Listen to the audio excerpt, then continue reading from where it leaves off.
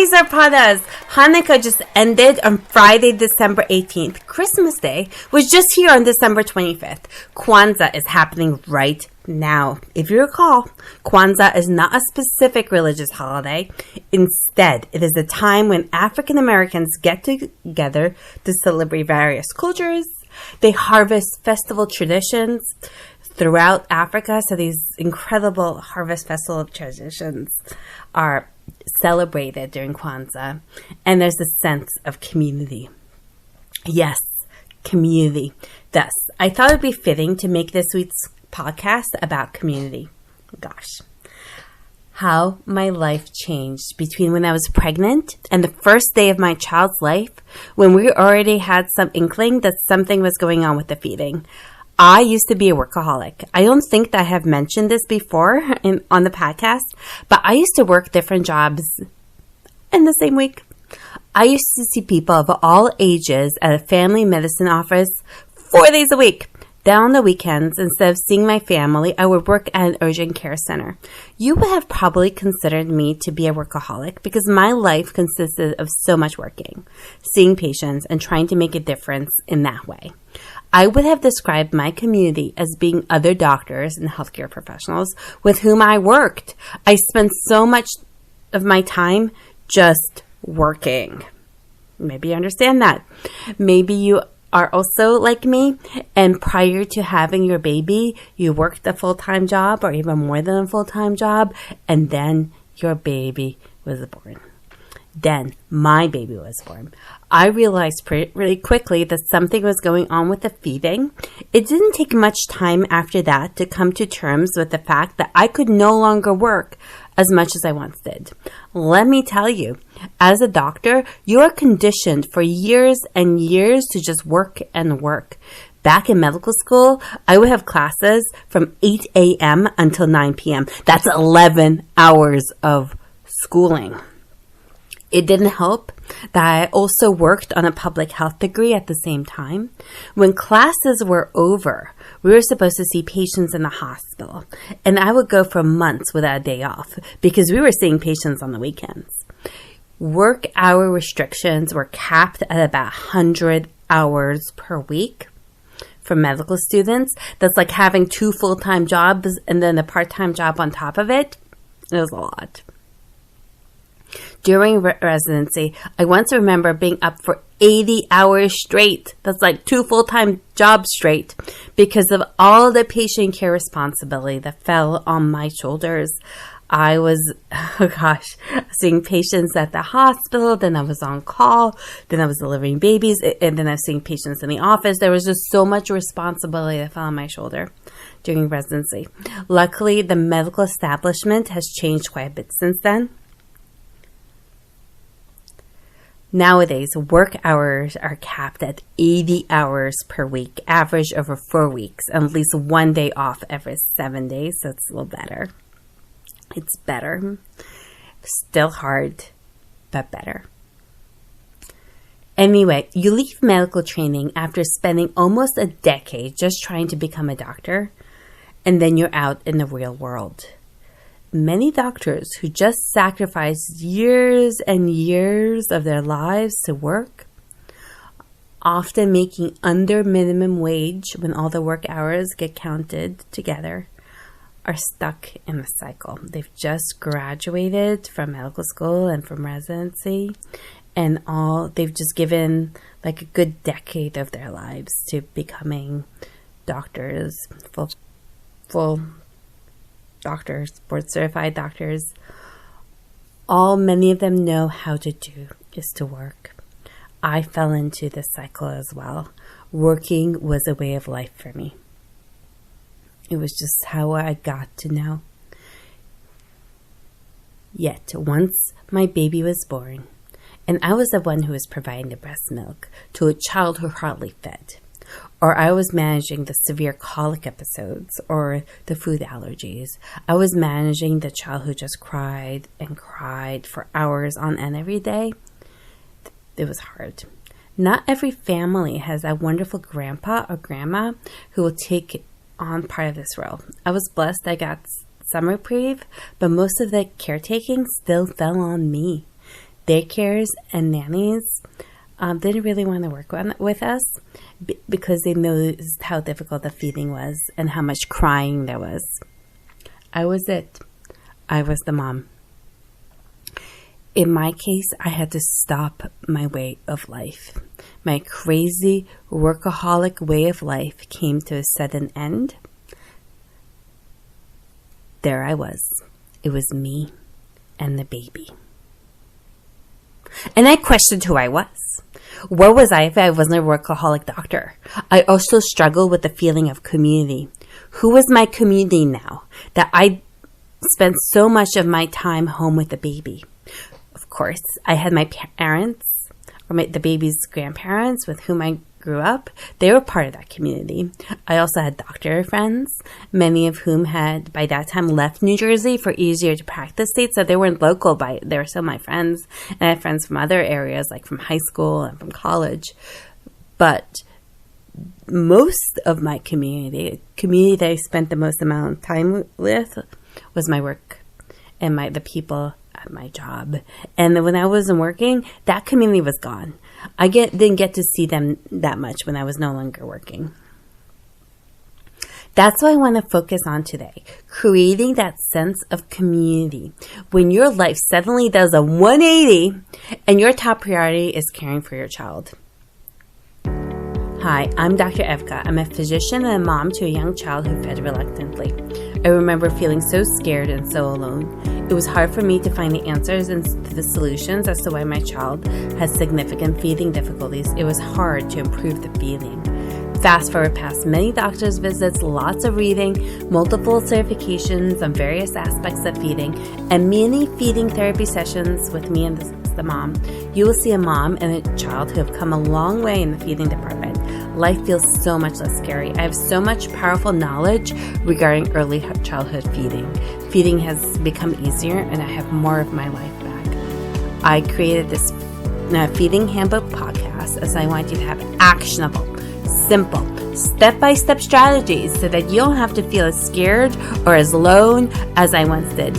If you have questions about nutrition and picky eating, if you have a young child with lots of symptoms but no good solutions regarding why feeding seems so much more difficult than you would expect, if you have a diagnosis but do not know where to get good, actionable, step-by-step information, you're in the right place. Let's get learning. Just remember that this material is for educational purposes only.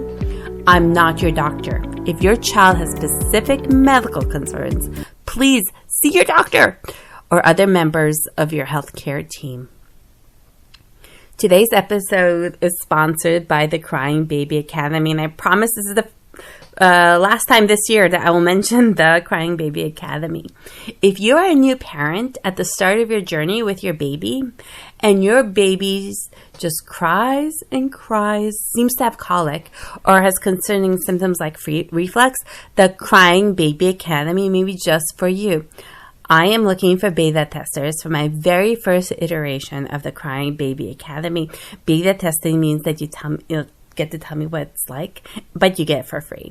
That means that you get free, that's right, free, research-based course for free, as long as you fill out the application process and give me feedback on what you think of the course. Did you hear that? It's free. It's the only time I will be offering the Crying Baby Academy for free. I'm also excited to share that I'm working on another free course with you, and I'll have more details in later podcasts, but it's going to be more about mindset and shifts that happen in your brain when you have a baby, especially one who has difficulties with feeding or food allergies or concerns with nutrition. You need to put on your own oxygen mask, as stressful as this is, before you can put on your child's, and we'll discuss that from the perspective of life coaching. What? Life coaching? Well, yes. On December 24th of this year, I became a certified life coach, and that's going to help you a lot as I go through the rest of these podcasts and as I do this platform, because it's a very good skill to have the skill of life coaching. Anyway, back to this podcast and to discussing community. In my inexperienced way, because you're inexperienced until you have your first child. You don't really know what it's like to have the first child until you have that first child. Anyway, in my inexperienced way, before I had a child, I used to think that parenthood came with a built-in community. I'd be around my child for much of my time, and I would become friends with the parents of my child's friends. In my not yet mom head, so this is before I had children, it was my not yet mom head, I thought that making friends would be easy. My child would be so cute and so lovable. My child would create that sense of community for me, even as a baby, as she would have this incredible charisma and she'd be magnetic to other humans. That's what I thought, right? We would go to all these places together and make friends. That was my thought pattern. But reality wound up being quite different. I spent hours upon hours each day just trying to feed my child. Just feed them. My child would just scream and scream. She would arch her back when encountering any kind of nourishment, whether that be the breast, the bottle, or even solid food. The reflex medicine didn't really seem to be truly helping. Then eventually, my child decided to only dream feed, and that she would put herself to sleep multiple times a day, and then she would finally feed. I will do a whole podcast about dream feeding at some point, but it's a state where a child is half asleep and half awake. In that dozing off stage, where whatever is bothering a child and preventing them from feeding becomes less of an issue, in that dream feeding state, the fear, the anxiety, or the medical symptoms that may be contributing to not wanting to feed tend to be replaced by something else.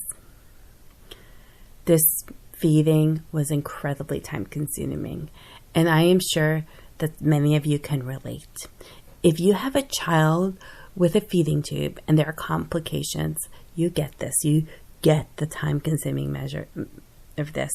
If your child can only have very limited amounts of safe foods, you might find yourself in a similar predicament where life feels socially isolating.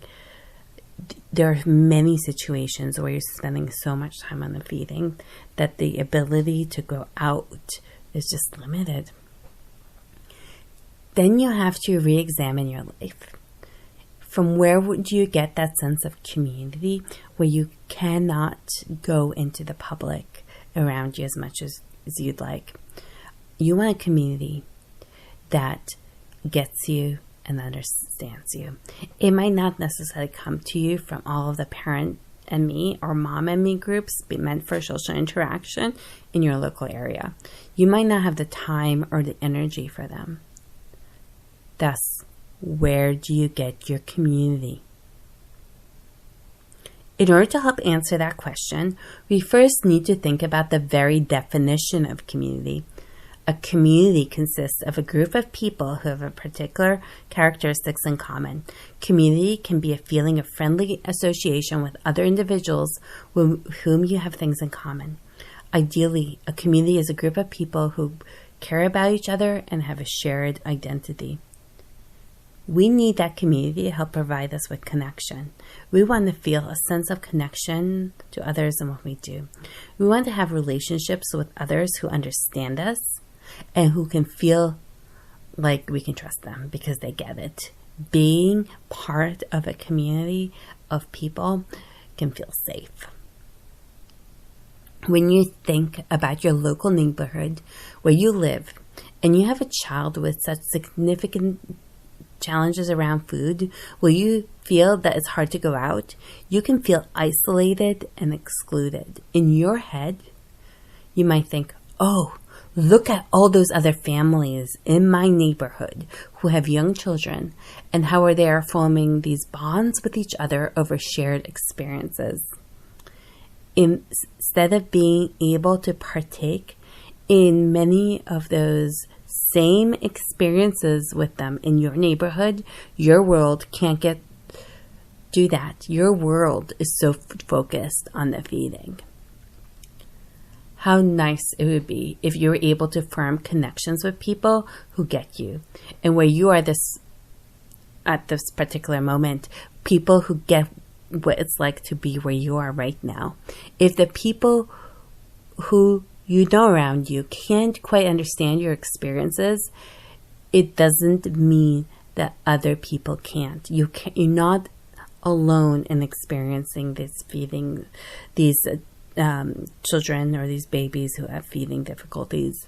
Other families are in the same shoes. There are other people somewhere in the world who are going through similar challenges than what you're experiencing with your own child. Even if the feeding seems to be obscure and you feel like nobody else is going through the same kind of challenges, they exist. There's other people like you. With over 7 billion people currently living in the world, there has to be somewhere else. How do you find them? In today's day and age, many of us have access to the internet and the social groups that we find online. In those social groups full of parents whose children have feeding tubes, FPIES, dream feeding, picky eating, gastroparesis, diminished appetites, genetic disorders, and so on. In those social groups, we find others like us. Now, you might think that meeting people online is different from meeting them in person. And you're right. You can't form the same connections with others through sending them a Facebook post. You can form better connections to meeting them locally to discuss things, or that's how it can feel. Because when you're doing a Facebook post, there's so much of that eye contact that's missing from the Facebook post. There's so much of the missing tone of language or the body language. It's missing when you're just doing a Facebook post. You're just posting. It seems nicer in a lot of ways to meet someone face-to-face locally. Yet, even though that's not happening in these Facebook posts or these online support groups, there's a magic to these online support groups, especially as they get bigger or there's more people in them, more people to discuss specific topics. And I'm going to talk to you about this magic. The magic is that people will find each other. One of the concerns that I had with my child initially was with food allergies, particularly with a food allergy known as FPIES or food protein-induced enterocolitis syndrome. I never thought in a million years that I would meet another parent with that same condition in my local neighborhood. Yet, as I went through these online support groups and people started introducing themselves, I learned that a person within a few miles of my home was dealing with the same exact thing as me. So through this online support group, we found each other and we found that we lived within miles of each other. They were also at home trying to figure out the safe foods. And I felt so much less alone because the online support group gave me the platform, the way of finding other people that were available more locally. If I hadn't gone on these online support groups, I don't think I would have found these individuals in my own neighborhood. It's incredible how you find the people that you need. It's incredible. The people with whom you can form a community. Yet, what if your case is different? What if you can't find a support group specifically for others in the same situation? What do? You could look at foundations and nonprofits. There are a lot of medical foundations and nonprofits that address medical concerns. I'm hoping that I can get some of them on my podcast over time. Okay, so this is a little side note. I'm just plugging in for them. If you are listening and are part of one of those foundations or nonprofits, contact me through my website, drevka.com. Let's have a conversation. Okay. While we wait for those podcast episodes to happen, let's talk about another way to develop a sense of community. The last option I want to suggest is creating your own support group. If you can't find anyone else going through the same thing, then you create your own online support group. The hope is that it will attract other people who want the same thing that you also want. The same thing that you want in terms of talking about a specific aspect of your child's feeding. That doesn't mean that these individuals will have everything else in common with you too. They might not. However, if the one thing that you are worrying the most about right now is the same thing that is worrying them the most, then you do have something about which to talk. With that one thing, you have something to gain from each other, and they can be part of your community. Sorry. Remember how community is made up of a group of individuals with whom you have things in common. That doesn't mean that you have everything in common with them. It may just mean that you have in common with them that important thing that is on your head or on your mind a lot right now. Most communities tend to have people who agree on at least one thing, but it's very unlikely that they agree on every single thing. It's hard if you're like me. If your whole sense of who you are has changed with your baby, it's hard when you are going through an identity crisis and now you're looking for a sense of community based upon the new you. Yet one community is now going to be able to fulfill all your needs. I like to think about it in terms of a baby with colic or a baby who just cries and cries for very prolonged periods of time almost every day. Time periods that feel like an eternity. While your baby is doing this, you get a list of certain needs that you need to have met. So while your baby is having the challenges around food or is crying a lot or whatever it is, you develop a list of needs that you need to have met as well. And I'm discuss 3 of those needs. The first need is to have your baby checked out medically. Another need is to connect with other new parents experiencing the same thing. A third need is to get research-based, state-of-the-art information about it from someone who has lived it. You may get a sense of community or at your doctor's office when your doctor speaks to you about this condition, your baby, and seems generally concerned. Yet that doctor can't meet all of your needs regarding your baby. For instance, the doctor most likely does not have a baby at home who just cries and cries as well. You can get another sense of community by talking to other parents whose babies also have colic. Yet that community might not be able to provide you with the research-based, state-of-the-art advice that will help best your baby. A doctor's office may be more likely to do that, maybe. To get that, you may need to read the literature, read a very up-to-date book about colic in babies, talk to your doctor, or perhaps even subscribe to my Crying Baby Academy. Okay, I won't this year talk about it again, I promise. I won't talk about the crying baby again this year. The goal is for you to take care of what you need in the best way that you can given your current situation. You still need to take care of your needs.